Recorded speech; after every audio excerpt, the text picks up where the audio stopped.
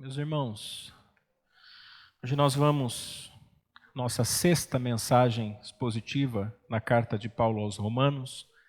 Eu gostaria que você abrisse a sua Bíblia, Romanos capítulo 3, e nós vamos fazer a leitura do versículo 9 até o versículo 21.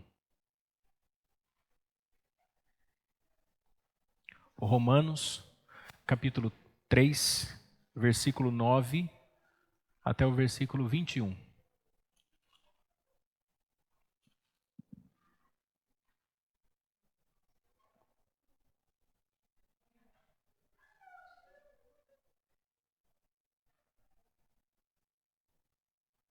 Aliás, meus irmãos, 21 não, desculpa, até o 20.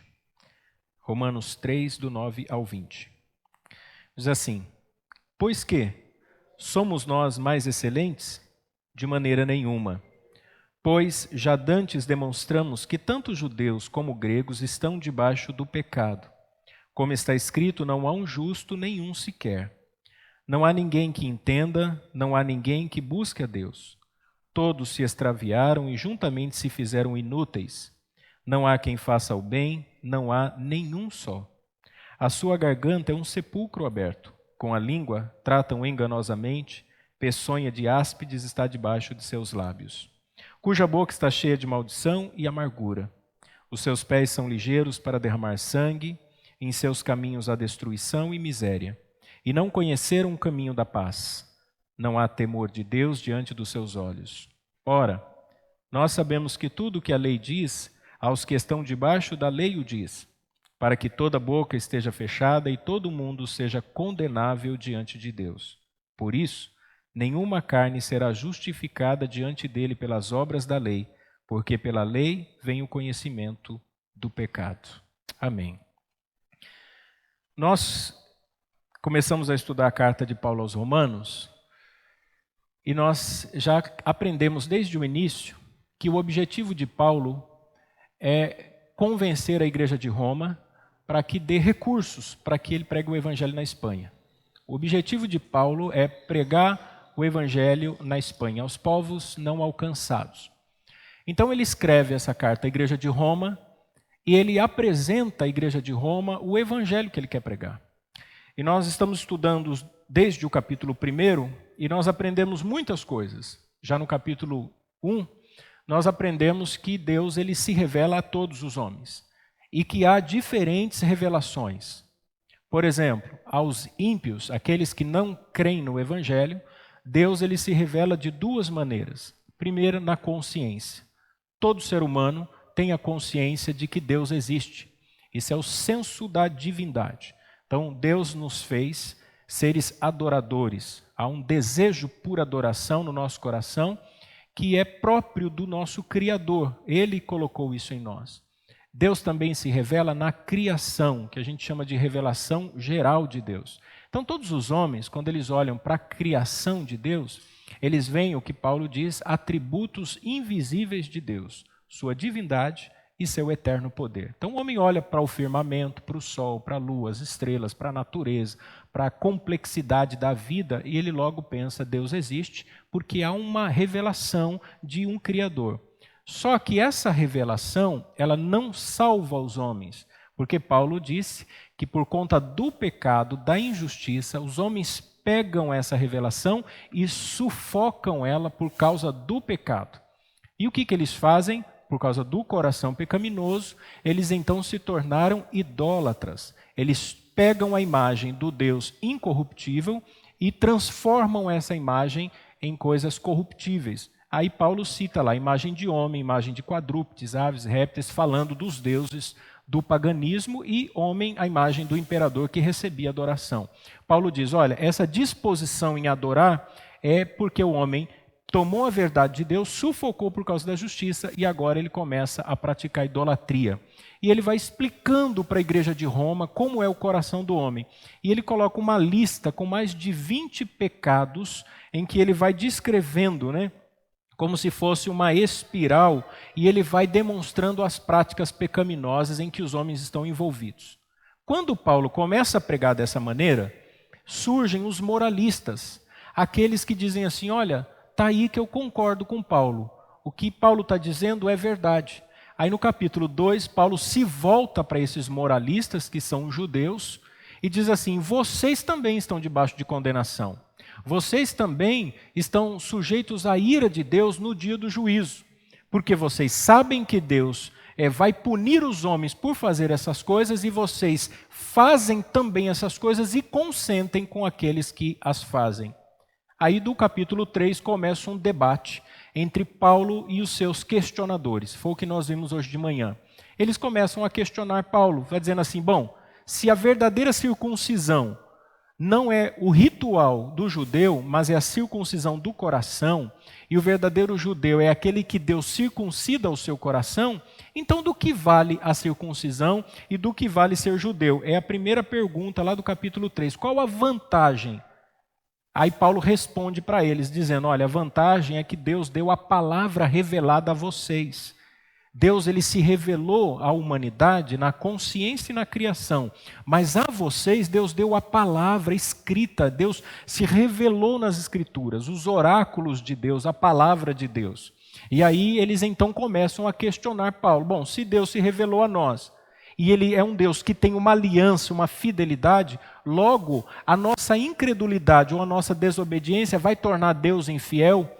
Paulo, sabendo dessas perguntas, começa a responder a eles, dizendo: não, porque o pecado do homem mostra a justiça de Deus. Portanto, Deus é sempre verdadeiro e seja todo homem mentiroso. Foi aí que nós paramos. E agora, meus irmãos, Paulo vai continuar no capítulo 3, falando sobre o pecado dos homens. Os 3 primeiros capítulos de Romanos são os mais difíceis. Eu disse hoje de manhã, o trecho que nós estudamos é o mais difícil. Foi ministrado hoje de manhã. Porque os 3 primeiros capítulos, eles são depressivos. Você começa a estudar a carta aos Romanos e você fica muito para baixo. Porque você já percebe logo de cara que Paulo está dizendo assim: todos os homens são pecadores. Todos os homens estão debaixo de condenação. Todos os homens, por causa da queda de Adão e porque o pecado entrou na humanidade, estão debaixo do juízo de Deus. E ele fala de um dia vindouro, o dia do juízo de Deus. Então, eu peço que você tenha um pouco de paciência, porque na próxima pregação, já a partir do versículo 21, nós vamos começar a ouvir falar sobre a justiça de Deus manifestada em Jesus. Mas até aqui, a gente apanha mesmo, apanha. Parece que para todo lugar que você olha, você vê nublado. Teve aquele dia aquele dia muito chuvoso, muito frio, tempo escuro, fechado, que você cansa e você fala assim: meu Deus do céu, o dia todo assim, o tempo fechado, as nuvens escuras, mas de repente começa um raio de sol entre as nuvens, né, e vem um novo entardecer. Nós vamos ver assim na carta aos Romanos. Nós estamos nesse período nublado, né? Nós estamos nesse período em que Paulo está apontando os nossos pecados. Está dizendo assim: olha, tenham percepção de quem de fato vocês são. É o que ele vai ensinar agora. Por que é importante o texto dessa noite? Porque os textos desafiadores estimulam a igreja a conhecer a palavra de Deus. E o que nós vamos ver, irmãos, nessa noite é contra a nossa própria cultura. Porque o que a cultura diz? A nossa cultura diz que o homem é bom. Diz que o homem tem um altruísmo em si mesmo, que ele se doa, que as pessoas são boas. Que o problema é o ambiente em que as pessoas estão. A nossa cultura diz que o problema não é o homem, o problema é o ambiente onde ele convive. Era essa a linha de Freud, né? Todo comportamento é aprendido ou condicionado. Mas o que a nossa cultura não percebe é que o comportamento social, o ambiente social, não é ele que produz maldade em nós, ele é o fruto ou o produto da nossa própria maldade. Porque o que Paulo vai dizer aqui não é que o problema está no ambiente, o problema está em nós. O problema está no coração do homem. O problema está em porque o homem desobedeceu a Deus. Porque o homem está em flagrante desobediência, ele se rebelou contra o seu Criador. E é isso que nós vamos ver aqui, Paulo continuando o seu debate, e nós vamos analisar isso em 3 partes. A primeira parte: não existe isenção, todos estão debaixo do pecado. É o que Paulo vai dizer do versículo 9 até o versículo 12. Veja que ele começa o 9 ainda na sua dialética, porque ele estava fazendo isso, perguntas e resposta, perguntas e resposta. E no versículo 9 ele continua. Ele faz a pergunta: pois que somos nós mais excelentes? De maneira nenhuma. O apóstolo Paulo está trazendo a conclusão do que ele disse no assunto anterior. Os judeus se gabavam porque eles tinham a lei, porque eles eram circuncidados. Aí Paulo disse: olha, não tem vantagem nenhuma. Então eles lembraram da aliança de Deus. Paulo mostra um lado positivo da aliança e um lado negativo. O lado positivo: vocês são portadores da palavra de Deus, dos oráculos de Deus. Vocês são um luzeiro para as nações. Todas as nações devem olhar para Israel e ver que existe um só Deus. Qual é o lado negativo? O lado negativo é que vocês não brilham como luz. Vocês não são esse luzeiro para as nações. Vocês servem de escândalo para os pagãos, para os gentios. Por isso que Paulo diz assim, que no dia do juízo as nações pagãs virão para julgar o judeu, porque o que era incircunciso tornou-se circuncidado no coração, porque creu no evangelho, e vocês que eram judeus, que são circuncidados na carne, mas não creram, são para Deus incircuncisos. Aí agora eles começam a debater com Paulo. E aí então vem a pergunta: pois que? Então nós somos mais excelentes? Nós somos melhores? E a resposta de Paulo é que não. Porque o nós aqui se refere exatamente aos judeus. Não é que eles não tinham vantagem com relação aos pagãos, porque eles eram iguais. Não é isso. Eles tinham vantagem porque tinham a palavra, mas nenhuma vantagem no dia do juízo. Não é porque você conhece a lei de Deus que você está livre do juízo. E aqui tem uma aplicação muito prática para nós. Porque não é o fato de nós conhecermos a palavra de Deus que significa que nós somos salvos. Uma coisa é o conhecer a palavra de Deus, outra coisa é o viver a palavra de Deus. Os judeus conheciam as Escrituras, os judeus conheciam os rituais, os judeus eram circuncidados, os rabinos defendiam essa ideia: olha, todo homem circuncidado de maneira nenhuma vai para o inferno. Então Paulo está chamando a atenção: se é com relação a isso, vocês estão apegados a isso, não há nenhuma vantagem. Por isso que ele diz assim: nós somos mais excelentes porque Paulo era judeu. Então ele está levando agora esses irmãos a pensarem no seguinte: judeus e gregos que conviviam na igreja de Roma, ambos, se justificados por Cristo Jesus, são a mesma coisa diante de Deus. Tanto os judeus quanto os gregos. Porque a diferença está em que aos gentios Deus se revelou na consciência e na criação, e agora ao seu povo ele se revela nas Escrituras. É só no Evangelho que nós conhecemos a Jesus Cristo. A revelação geral de Deus não resolve. Por isso que o índio, como eu disse de manhã, adora o sol, adora a lua, porque ele busca a divindade. É por isso que o idólatra adora a imagem de escultura, adora o seu santo, faz as suas procissões. Porque ele está em busca de uma divindade. É por isso que existem tantas religiões no mundo. É por isso que mesmo aquelas pessoas que não têm religião, têm algum tipo de idolatria. Ou time de futebol, ou um programa de televisão, um ator, uma atriz, alguma coisa. Ou tem a idolatria pelos próprios recursos. Vejam que essa é uma disposição natural do coração. Paulo está dizendo assim: o homem não é livre para fazer o bem. Nós, se andarmos segundo os desejos do nosso coração, a tendência nossa é sempre fazer aquilo que desagrada a Deus. Naturalmente nós não adoramos, nós não servimos a Deus. É por isso que Ele nos deixou Sua palavra. É por isso que a palavra de Deus é a regra de fé e prática. É por isso que a Bíblia tem que ser lida, compreendida e vivida. Então aqui nós temos a palavra de Deus revelada a nós. É por isso que Ele deixou as Escrituras. Porque nós não conseguimos. E aliás, irmãos, mesmo quando o pecado não existia na humanidade, o homem era ou deveria ser conduzido pela palavra. Veja Adão e Eva. Eles desobedeceram a Deus, mas eles não tinham uma Bíblia. Deus não deu uma Bíblia para Adão, mas Deus deu a sua palavra. De todas as árvores do jardim vocês podem comer, menos a do que dá o conhecimento do bem e do mal. O que eles tinham que fazer? Obedecer à palavra de Deus. O que foi que aconteceu? seduzidos pela tentação de Satanás, deixaram seu coração se apegar ao fruto e tomaram do fruto. Então vejam que essa será sempre a nossa luta. E esta é a luta entre a carne e o espírito. A carne são as compulsões do coração, os desejos do coração que afloram, dos quais nós idealizamos, nós criamos e nós nos tornamos reféns desse desejo, porque é o centro da nossa existência aqui. Eu sei que às vezes a gente pensa, não, mas o centro da existência é a mente. A mente é o centro condutor. A Bíblia sempre traz referência ao coração como centro das paixões, das emoções, dos desejos, das ambições, sobre tudo que se deve guardar. Guarda o teu coração, porque dele procedem as saídas da vida. Então, viver no Espírito, ou segundo o Espírito, é ser dirigido pela palavra revelada de Deus. Então, Paulo está agora conduzindo esses irmãos a essa compreensão. E como que Paulo faz isso? Paulo vai fazer isso com conhecimento das Escrituras. Está vendo como é importante nós conhecermos a palavra? Paulo começa a citar o Antigo Testamento.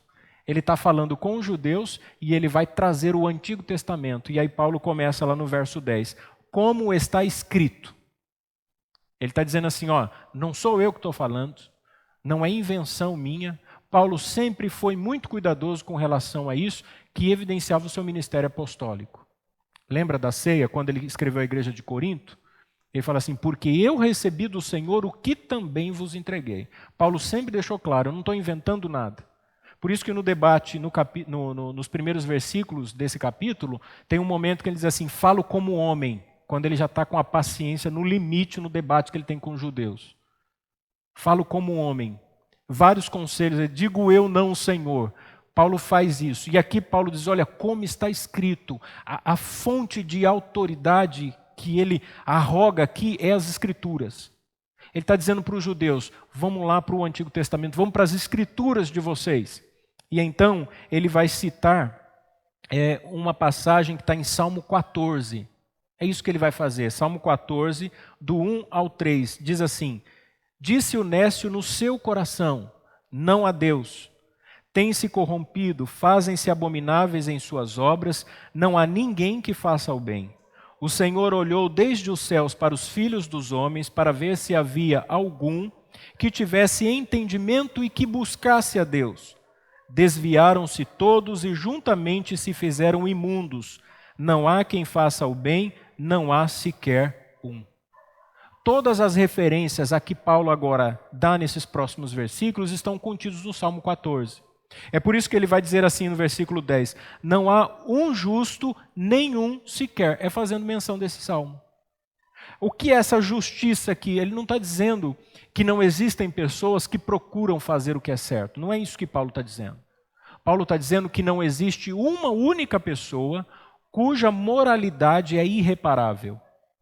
Não existe uma única pessoa que seja impecável moralmente, que seja um santo. Ele está dizendo que todo homem é injusto.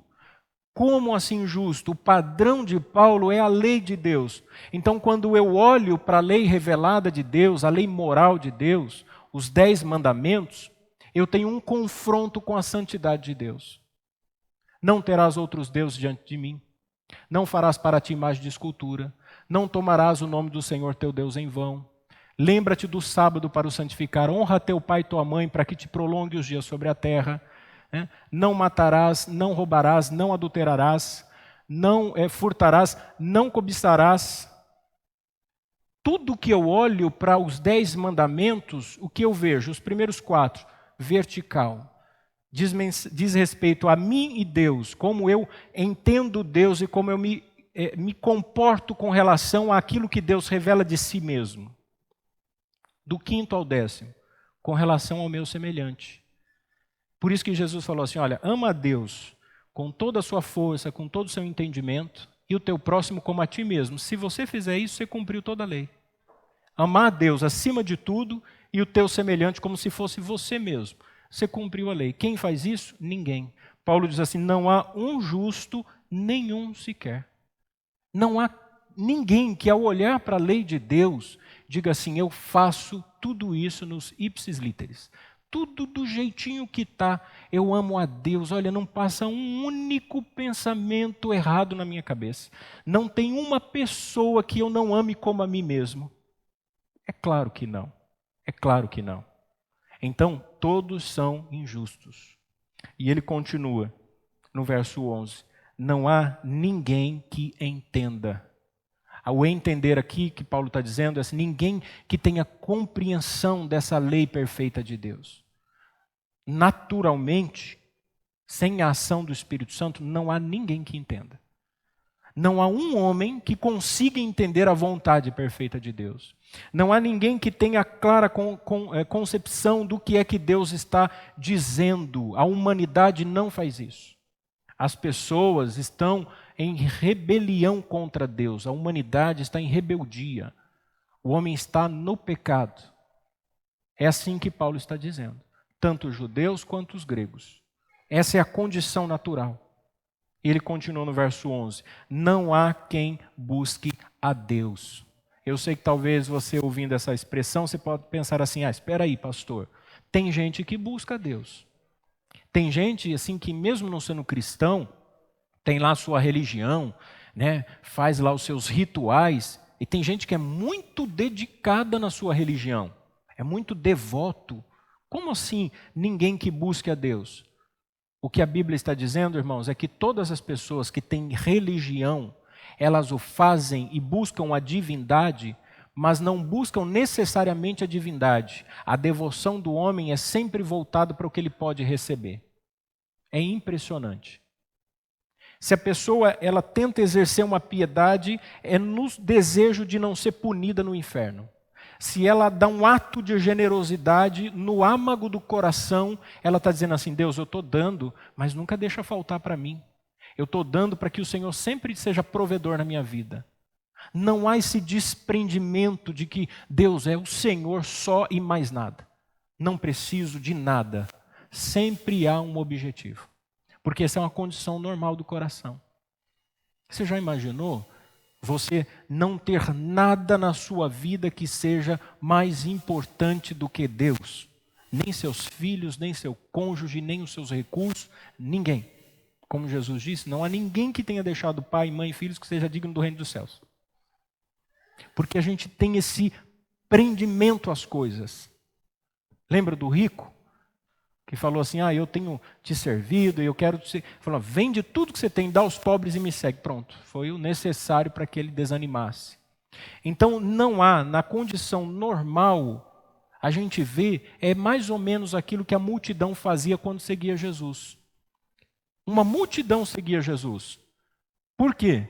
Porque sua pregação era exímia.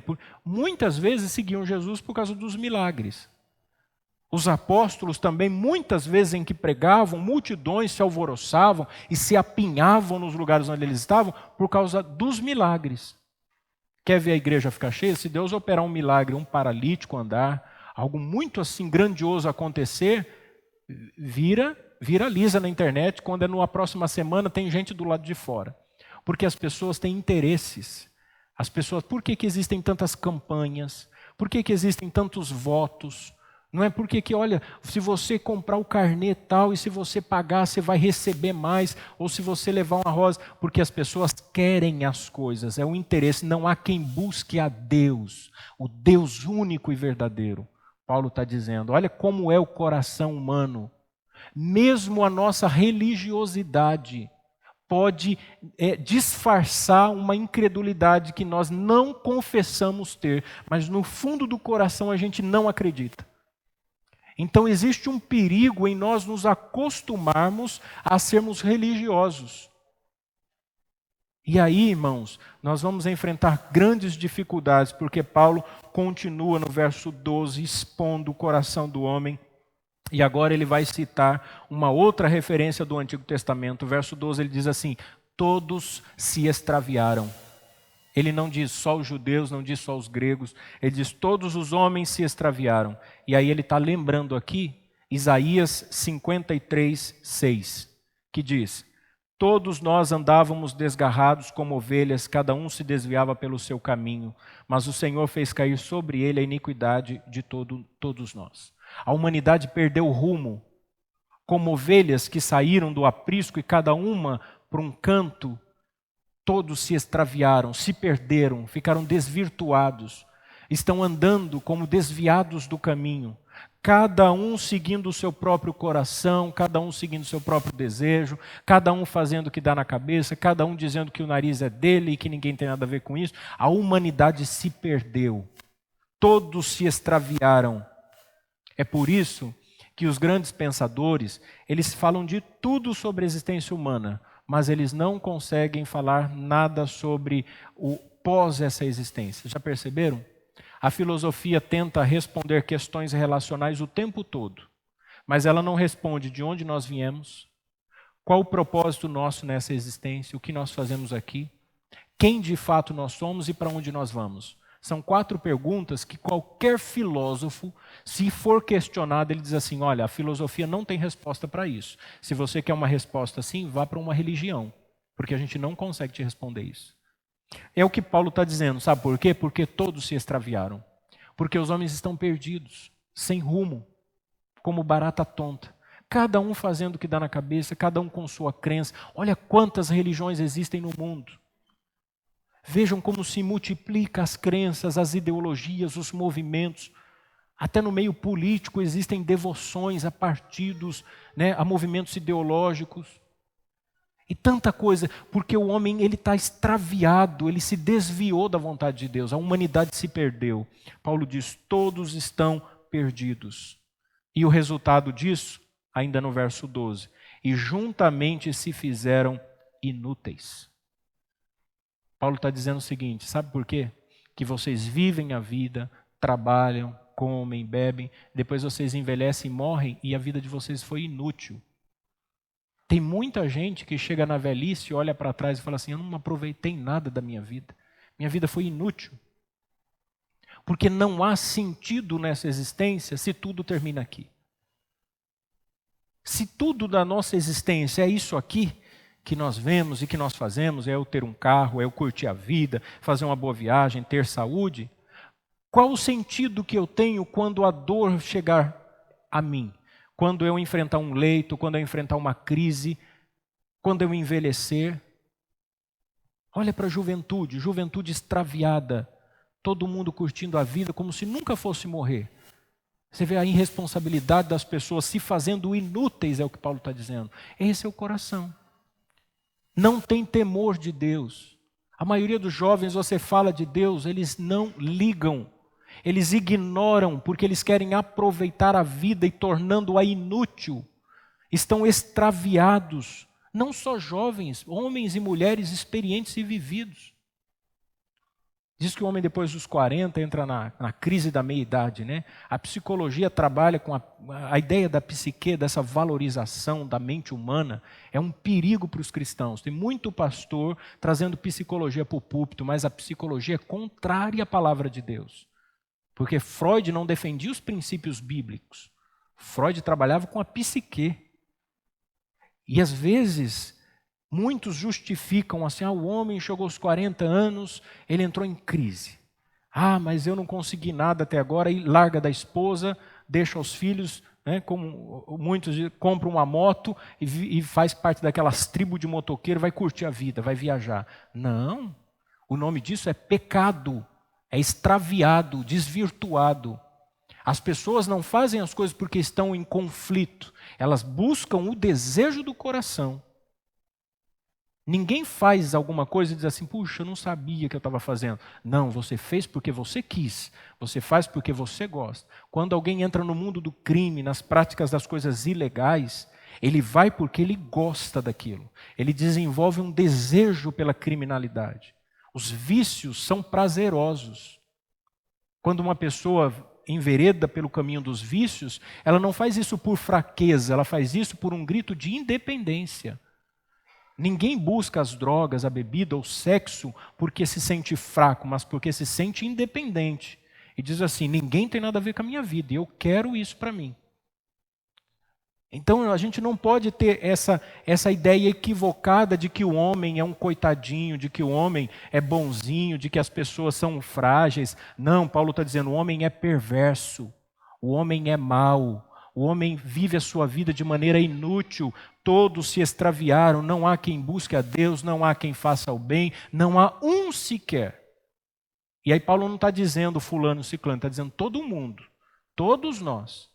A diferença entre eu, você e um criminoso é que Deus alcançou o nosso coração com o Evangelho. Porque se Deus nos entregasse aos desejos do coração, a gente pode ser muito mal. Então Paulo continua ainda no verso 12, dizendo assim, não há quem faça o bem, não há nenhum só. Não há ninguém que seja bondoso de coração. Mesmo que a pessoa faça o bem. Paulo está dizendo o seguinte, se você fizer alguma coisa boa, foi Deus quem fez através da sua instrumentalidade. Então, quando você ajuda alguém, quando você cuida de alguém, quando você abençoa a vida de alguém, até um incrédulo pode fazer uma coisa dessa. Um médico que não crê em Deus, que não tem religião nenhuma, ele pode fazer um bem a alguém, ele pode, no exercício da sua profissão, de repente socorrer alguém que foi acidentado, e ele, não, eu não estou no plantão, mas eu vou lá porque eu vou ajudar essa pessoa. E pode socorrer uma pessoa. Pode fazer o tratamento de alguém sem cobrar nada. Um empresário pode, nesse momento de pandemia, a gente tem visto muito isso, falar assim, olha, eu vou cuidar da comunidade, vou dar alimento, cesta básica. As pessoas podem fazer isso, mas isso não significa que elas são boas de coração.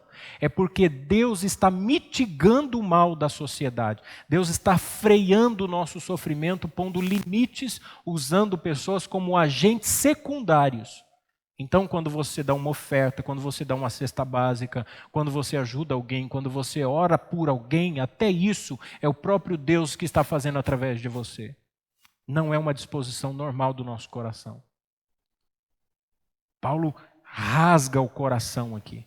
E ele expõe as vísceras da realidade humana.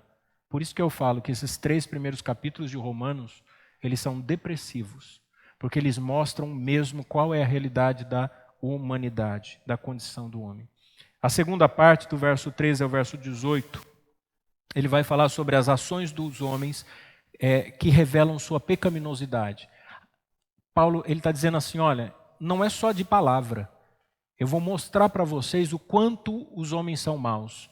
E ele então começa a falar das ações. Do versículo 13 e 14, ele vai citar 3 salmos diferentes. 3 passagens do Antigo Testamento. Primeiro, Salmo 5, verso 9, que diz assim, porque não há retidão na boca deles, as suas entranhas são verdadeiras maldades, a sua garganta é um sepulcro aberto, lisonjeiam com a sua língua.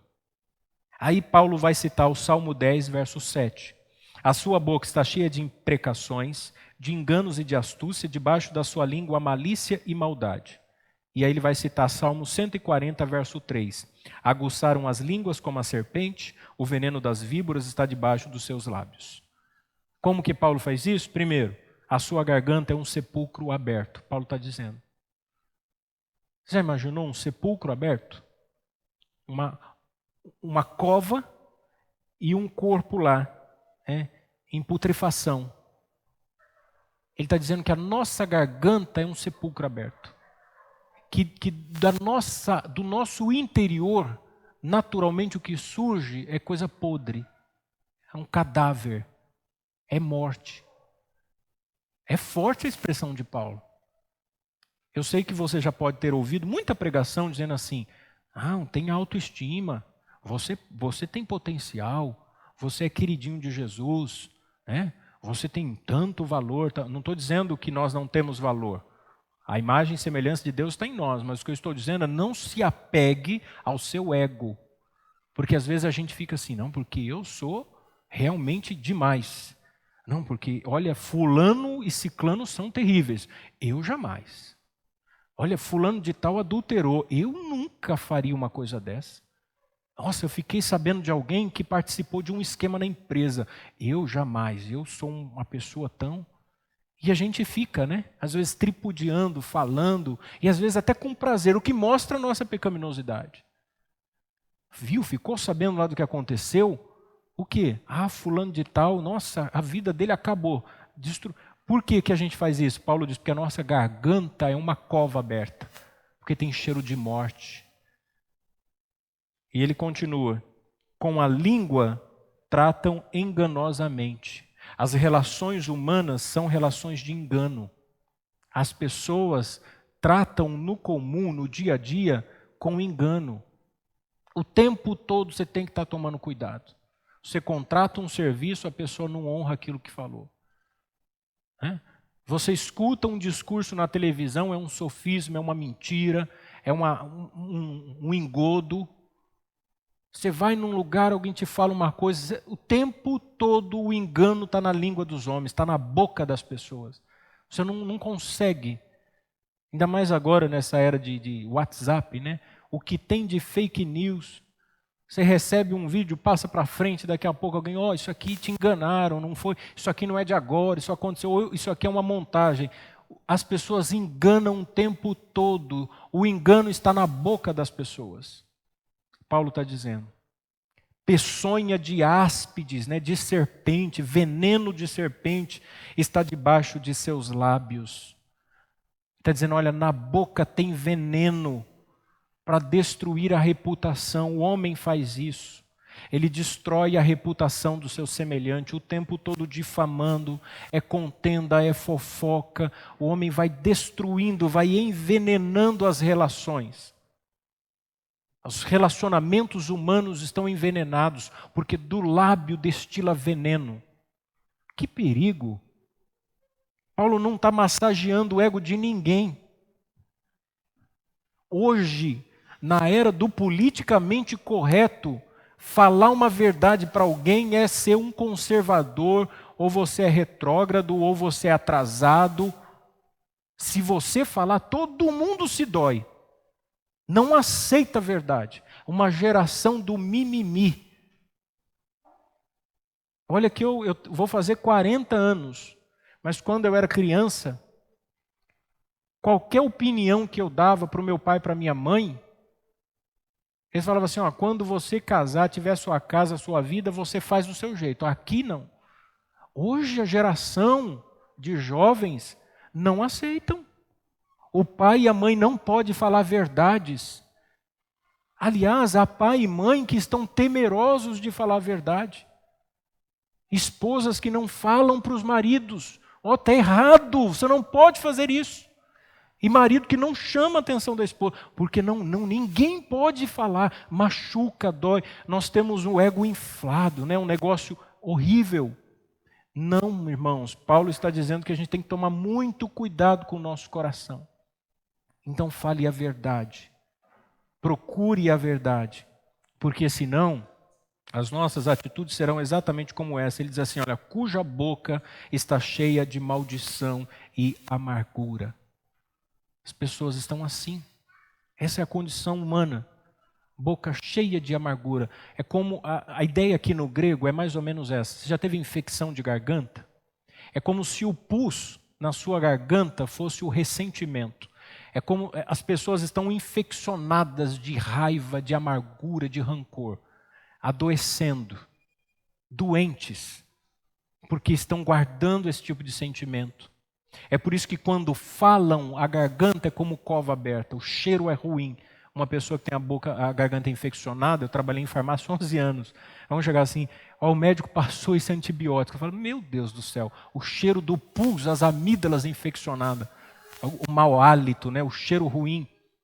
Então tem cheiro, aí a pessoa fica guardando rancor, guardando amargura, ressentimento. Aí quando ela tem oportunidade, ela destila o veneno. Ela abre, é cheiro de morte.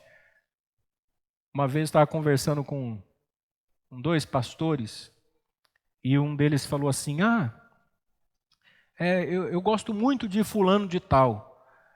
Aí o outro falou assim, mas não foi esse fulano que adulterou? Ao que o que tinha falado da pessoa respondeu assim, rapaz, por isso que eu estava sentindo o cheiro de carniça, foi você que abriu a boca. Eu fiquei tão sem graça. Não foi eu que falei, eu presenciei. Porque não tinha nada a ver com o assunto trazer o pecado de alguém. Mas as pessoas gostam disso.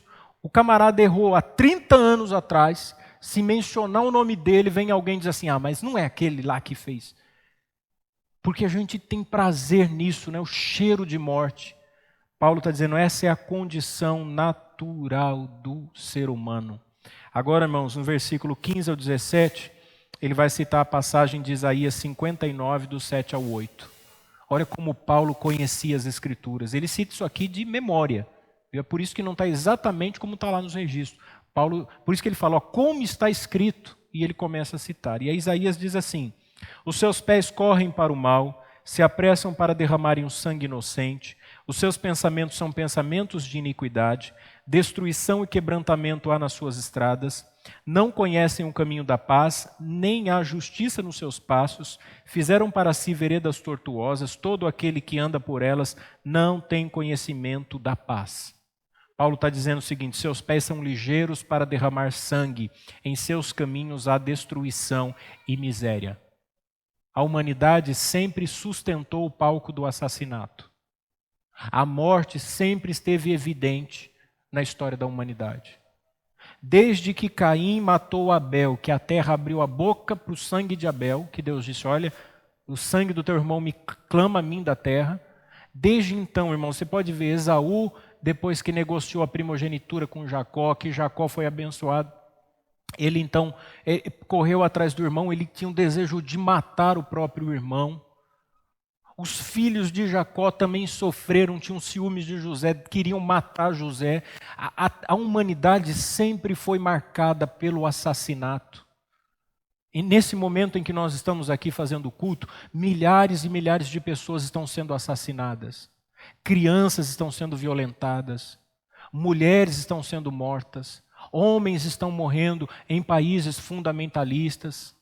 Existem, irmãos, campos de concentração em pleno século XXI. Cristãos estão sendo mortos, degolados, com tiro, paredão de fuzilamento. Gente está morrendo de fome, morrendo nas filas dos hospitais. Não é só de coronavírus. O coronavírus é um problema pequeno diante da realidade que a humanidade enfrenta. Países em que a ditadura rígida, pessoas são humilhadas. Sempre foi assim, o palco da humanidade sempre teve morte. Por isso que Paulo diz, seus pés são ligeiros para derramar sangue. Os homens gostam, seus caminhos são de destruição e de miséria. E a gente tem visto isso acontecer no Brasil. Quem é que acredita que político está preocupado em cuidar dos pobres? Olha o que nós estamos vendo. Uma disputa pelo poder, uma disputa pela ambição e ter cada vez mais.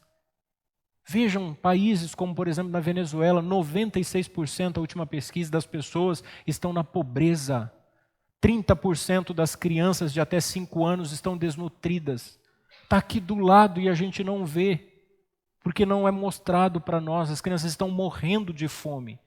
Nós estamos bem com o nosso carro, com a nossa casa, com fartura na mesa, mas o mundo, há muita gente morrendo.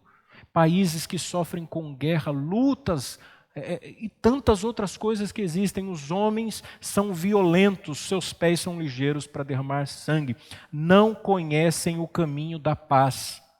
Gostam de brigas, de litígios, de contendas. Os homens buscam briga. Fecha alguém no trânsito para você ver. O camarada já quer descer do carro e fala assim, vem aqui que eu te pego agora. Se você olhar feio para alguém, ou se você, não sei se você já passou por isso, você está distraído olhando para o infinito, e alguém passa, você está olhando para mim, que aconteceu alguma coisa? As pessoas são rápidas para contenda. E às vezes a gente que é crente, não tem paciência, não tolera nada, está na fila, alguém entrou na frente sem querer, pode sair daí, senão você vai arrumar confusão comigo. Essa vaga aqui do carro era minha. Tira seu carro daqui. Encostou o carro, bateu, antes de descer, falou, calma, vamos ver o que aconteceu, já desce do carro, você está louco, onde você está com a cabeça, já quer... Não é assim? Eu fui na padaria, o rapaz estava atravessando a Carlos Lacerda, entrou na frente de um veículo, o veículo deu uma buzinadinha, ele atravessou na frente. Ele olhou para o rapaz e fez assim, ó. Eu falei, olha que coisa. Qual o recado que ele está passando para o rapaz? Para o carro para você ver, se eu não te mato. Os homens gostam, não conhecem o caminho da paz. Ele não poderia fazer assim, desculpa, ele está errado. Mas não, é para mostrar que se for necessário brigar e morrer, eu faço isso, porque eu gosto de briga. Então Paulo está dizendo, esse é o coração. Então crente tem que se controlar, tem que ter domínio próprio. Esse negócio, não, comigo é assim, eu parto para cima. Então você não conheceu o Evangelho, você não serve a Deus. Porque quem serve a Deus é reorientado pela palavra de Deus. E aí Paulo diz, não há temor de Deus diante dos seus olhos. O homem sem Deus, ele ignora a justiça de Deus. Ele não liga. Ele sabe que Deus vai julgá-lo. Ele sabe que haverá um dia do juízo. Ele sabe que ele vai morrer porque ninguém fica para semente. Um dia ele vai estar diante de Deus, mas ele ignora isso. Ele ignora. Como um filho rebelde que o pai chama a atenção, que o pai puxa a orelha, e ele sabe que se ele aprontar ele vai apanhar, mas ele não liga. Ele apronta do mesmo jeito e ele fica esperando o pai chamar o dia lá para dar aquela surra. Então, tem muita gente se comportando assim, não há temor de Deus. Paulo já tinha dito isso lá no capítulo 1, versículo 32. Ele disse assim, conhecem a justiça de Deus e que são dignos de morte os que tais coisas praticam, não somente fazem, mas consentem com os que a fazem. Tem gente que é assim, vive desordenadamente. Aí quando alguma coisa ruim vai acontecer, qual o primeiro nome dele? Que ele grita? Deus. Meu Deus do céu. Porque, irmãos, olha, eu vou te garantir que no momento do desespero é o primeiro nome. Uma vez eu sofri um acidente de moto. Quando eu bati a moto, a primeira coisa, meu Deus. E tinham dito para mim assim, não, quando cai a pessoa nem vê nada. Não vê o quê? Eu senti a cabeça assim, ó, com o capacete, batendo de um lado para o outro. Quando parou, o corpo inteiro formigava. E o meu pedido era assim, meu Deus, eu quero ficar em pé, com medo de ter ficado paralítico. Quando eu fiquei em pé, o corpo formigando. Tem muita gente assim, apronta. Aí no momento da dificuldade ele lembra que Deus existe. Portanto, agora vem a terceira parte do 19 ao 20. Paulo então vai falar, para que serve a lei? Bom, se a verdadeira circuncisão é feita no coração e é operada pelo próprio Deus, se judeu e gentil para Deus é a mesma coisa desde que creia no Evangelho, então para que serve a lei de Deus? A resposta de Paulo, ele vai fazer isso mostrando aos moralistas que questionam ele sobre os 10 mandamentos. E ele vai apresentar algumas razões. Veja no versículo 19, ele diz assim, a lei de Deus ela serve para que toda a boca esteja fechada. Ninguém vai poder dizer assim, eu não sabia. Eu não sabia que não podia fazer isso. Eu peço desculpas, não vai existir isso. No dia do juízo, todos os homens são indesculpáveis. Porque todos os homens sabem que fazem as coisas erradas, mas fazem porque desejam fazer. Não é porque não conseguem parar de fazer. Porque se você ouve a palavra de Deus, basta você crer e obedecer a palavra. Então aqui, Paulo está dizendo, a lei serve para fechar a boca de todo homem. Então todos ficarão calados, e o verso 19 ainda diz assim, e todo mundo seja condenável diante de Deus. O inquérito de Deus aqui vai ser apurado em fatos reais. Então o processo do julgamento tem um corpo aqui. São os procedimentos. Os homens serão julgados pela sua vida, pelos seus procedimentos, pelas obras que produz. Basta nós olharmos para a nossa vida, é as obras que nós produzimos. É o procedimento que ele disse no capítulo anterior. Se eu amo a Deus e se eu temo a Deus, os procedimentos que eu tenho glorificam a Deus. Olhe para a sua vida, eu olho para a minha, ninguém deve olhar para a vida do outro, mas olhe para a sua vida e veja se a sua vida glorifica a Deus. Aí você já sabe como será o juízo de Deus. Não tem dificuldade nisso. A gente olha para nós, bom, eu vivo para Deus. Não estou dizendo que a gente tem que ser perfeito, mas eu temo a Deus, então eu vivo para Deus. Não, eu vivo indiferente, eu ouço de Deus, eu não falo mal do nome de Deus, mas quer saber de uma coisa? Na minha vida eu faço tudo o que dá na cabeça. São procedimentos que ignoram a Deus, que sufocam a verdade. Esses estão sujeitos ao fogo do juízo, é o que Paulo está dizendo. Então não há ninguém inocente. Não há ninguém que se justifique, ao verso 20. Por isso, nenhuma carne será justificada diante dele pelas obras. Nenhum judeu podia dizer assim, não, é por causa da tradição, porque eu sou circuncidado, por causa das leis cerimoniais, por causa das festas, ou por causa dos ritos. Não, nada disso vai justificar. Ninguém pense, ninguém imagine que vai ser justificado diante de Deus pelas coisas boas que faz. Porque os nossos procedimentos só revelam se seremos ou não julgados na ira. Mas a nossa salvação advém da graça, da bondade e da misericórdia de Deus. Então, quando eu olho para a lei, eu vejo que eu não consigo me justificar. Eu não consigo tornar-me justo diante de Deus, porque eu não consigo cumprir a lei de Deus. E ele encerra dizendo ainda no verso 20, porque pela lei vem o conhecimento do pecado. A lei dá o diagnóstico. Quando eu olho para a lei de Deus, os 10 mandamentos, eu vejo o meu pecado. Eu vejo a santidade de Deus e eu vejo o meu pecado. Então eu olho para os mandamentos, eu digo assim, eu não consigo fazer essas coisas.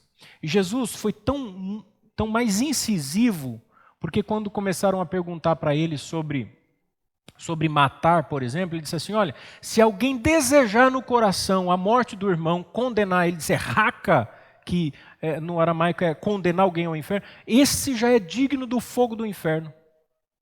Não é ir lá e assassinar, mas se você no coração já pensar assim, devia morrer fulano de tal, você já é digno do fogo do inferno. Quando perguntaram para ele do adultério, ele falou, se olhar para uma mulher e desejar no coração, porque uma coisa é o ato praticado em si, outra coisa é você alimentar a mente com desejos pecaminosos. Então, se você olhar para uma mulher e desejar, já adulterou com ela. Então eu olho para a lei e eu vejo que é impossível qualquer ser humano, homem ou mulher, cumprir a lei de Deus. Não dá para cumprir. E aqui eu vou usar uma ilustração para eu terminar. Essa ilustração foi dita numa pregação por reverendo Augustus Nicodemos. Imagine você com uma pneumonia. Você vai no pneumologista e ele vai pedir uma chapa do seu pulmão, um raio-x. Você vai lá na máquina e vai passar lá a máquina e vai fazer um raio-x. Você já viu como que o pneumo olha o raio-x? Eles têm uma caixinha iluminada, é uma luz, eles põem a chapa e ele vê o seu pulmão. Aonde tem mancha, né? A mancha do contraste, ele diz assim, ó, você tem aqui uma mancha, você está com uma pneumonia, tem uma infecção nos bronquíolos, você está com uma pneumonia. O que você tem que fazer? Você tem que tratar. Ele vai te passar antibiótico. Suponhamos que ele te dá aquela chapa. Você leva aquela chapa para a sua casa, você corta aquela chapa em pedacinhos, coloca numa panela com água e faz um chá. Aí você toma o chá do raio-x. Você vai curar da pneumonia? Não. Por quê? Porque a função da chapa não é te curar, é te dar o diagnóstico. A chapa mostrou que você está com pneumonia, mas ela não te cura da pneumonia. A lei de Deus é mais ou menos isso. A lei de Deus tem a função de dar o diagnóstico. Eu olho para a lei e a lei diz assim, você está com a pneumonia do pecado, você está contaminado, mas a lei não me cura. O que me cura é o que a gente vai ver na próxima pregação, é a justiça de Deus manifestada em Jesus. Deus vai atribuir os nossos pecados, a justiça vai ser plena porque Jesus vai sofrer no nosso lugar.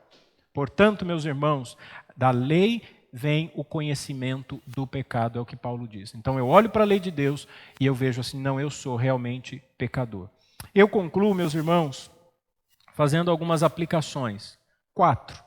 Primeiro, nós precisamos reconhecer que se Deus não intervisse na nossa vida, se Deus não agisse no nosso coração, nós não estaríamos aqui hoje. Se Deus não tivesse misericórdia de nós, nós fomos sim alvo da misericórdia e da bondade de Deus. Graças a Deus por isso.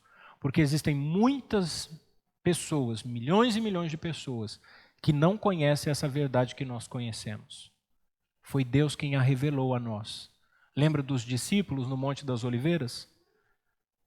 Quando Jesus dava os ensinos, Aí alguns discípulos vinham a ele se revelava aos discípulos, ele disse que não se revelava a todos. Que coisa boa! Nós somos discípulos de Jesus. Ele tem se revelado a nós. Então nós precisamos reconhecer. Segundo, não devemos nos apegar às coisas boas que a gente faz. Eu sei que tem muita gente aqui generosa e eu glorifico a Deus por isso. Essa igreja é uma igreja onde há muita gente generosa. Eu já fui alvo da bondade e da generosidade de muitos irmãos. E eu vejo, e eu sempre compartilho no WhatsApp o quanto a nossa igreja tem sido bondosa. E eu sei que tem muita gente generosa aqui, mas não se apegue à sua bondade. Nunca pense que porque você fez alguma coisa boa, você merece salvação. Nunca pense que porque você oferta, porque você dá o dízimo, ou porque você dá a cesta básica, ou porque você ajuda alguém na sua casa. Não, não faça isso. Se você faz alguma coisa boa, é para a glória de Deus, é porque Deus usou a sua vida. Terceiro lugar, não subestime sua natureza. Tenha vigilância, cuide-se. Não seja descuidado. Não brinque com o coração. Às vezes a gente descuida. Tome muito cuidado com tudo, com o que você olha, com o que você fala, com quem você fala, com quem você se relaciona, com os amigos que você tem, até com os familiares. As pessoas ímpias, elas têm a tendência de nos envolver se nós nos deixarmos levar por certas circunstâncias. Não aceite isso. Tenha vigilância, cuide, ande corretamente diante de Deus. Em último lugar, sejamos agradecidos a Deus que nos salvou gratuitamente. Tenha gratidão no seu coração. Eu sei que nem tudo na sua vida está perfeito. Na minha também não. Eu sei que nem tudo que você deseja acontece. Eu também não tenho tudo que é aquilo que eu quero. Mas seja agradecido pelo que Deus te deu. Seja agradecido pela vida que você tem, pela família que você tem. E glorifique a Deus, porque Deus tem sido bondoso para conosco. Amém? Vamos orar? Eu gostaria que você ficasse em pé nesse momento. Querido Deus, nós te louvamos e te bendizemos mais uma vez, Senhor, nessa noite. Porque a tua palavra tem falado profundamente ao nosso coração. Ela tem revelado a realidade do nosso coração se nós não servirmos ao Senhor. Como o nosso coração é tendencioso ao pecado. Mas graças a Deus por Jesus Cristo. Graças nós te damos pela tua palavra. Graças nós te damos porque o Senhor nos alcançou e nos transportou do império das trevas para o reino do Filho do seu amor. Porque hoje, libertos do pecado, novos em Cristo, nova criatura, regenerados, justificados, nós podemos viver para a tua glória. Nós podemos usufruir das bênçãos vindouras, da alegria da salvação e viver com expectativa da eternidade. Pai amado, guarda-nos, livra-nos de todo mal e dai-nos sempre direção e sabedoria para vivermos no presente século, de maneira que o teu nome seja exaltado na nossa vida. Nós oramos e te agradecemos em nome de Jesus. Amém.